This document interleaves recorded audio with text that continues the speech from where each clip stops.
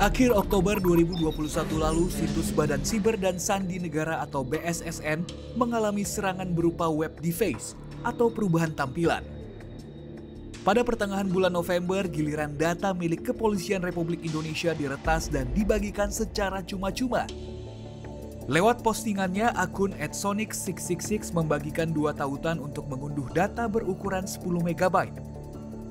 Dari pengamatan tim CNN Indonesia, file ini berisi data pribadi dan data pelanggaran yang dilakukan oleh personel kepolisian.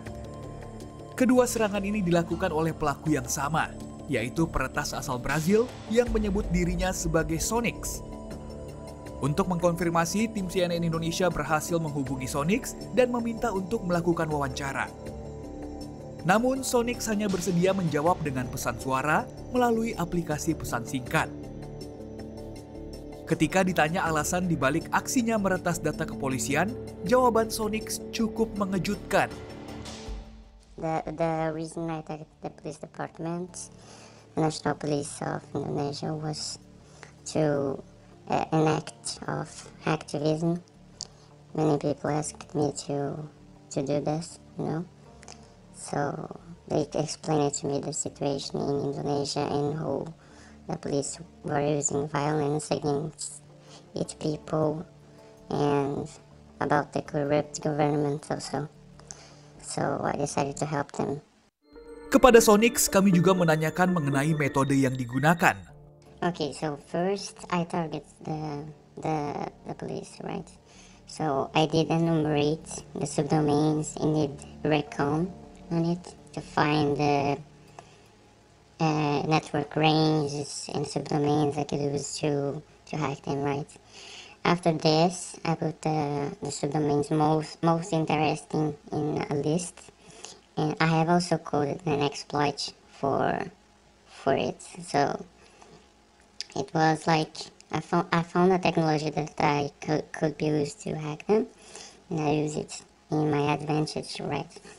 So after this, I got RCA exploit. It's remote code execution exploit, right?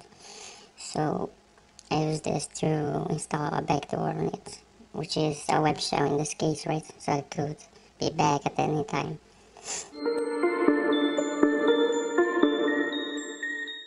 Menurut pengamat keamanan siber dari Universitas Islam Indonesia Yudi Prayudi, aksi yang dilakukan oleh peretas asal Brazil ini masuk dalam kategori hacktivisme, di mana salah satu cirinya, serangan yang dilakukan lebih untuk menyampaikan pesan dan bukan mencari keuntungan.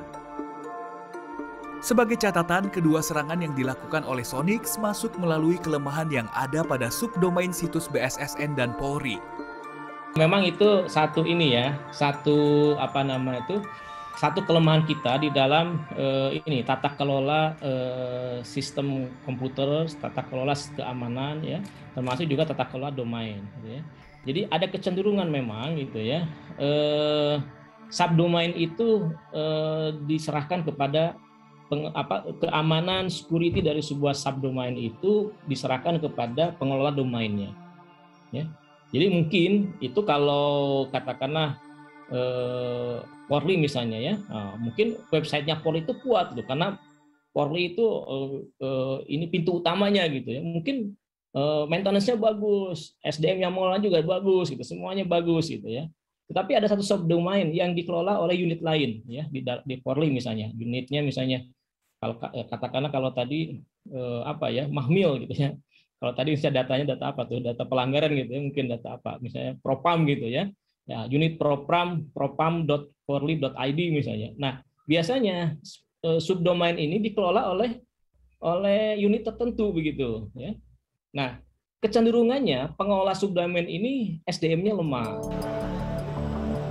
Dikutip dari cnnindonesia.com, Kadif Humas Polri Irjen Dedi Prasetyo saat dikonfirmasi mengatakan bahwa server data, aplikasi Polri, dan sistem keamanan hingga saat ini masih aman.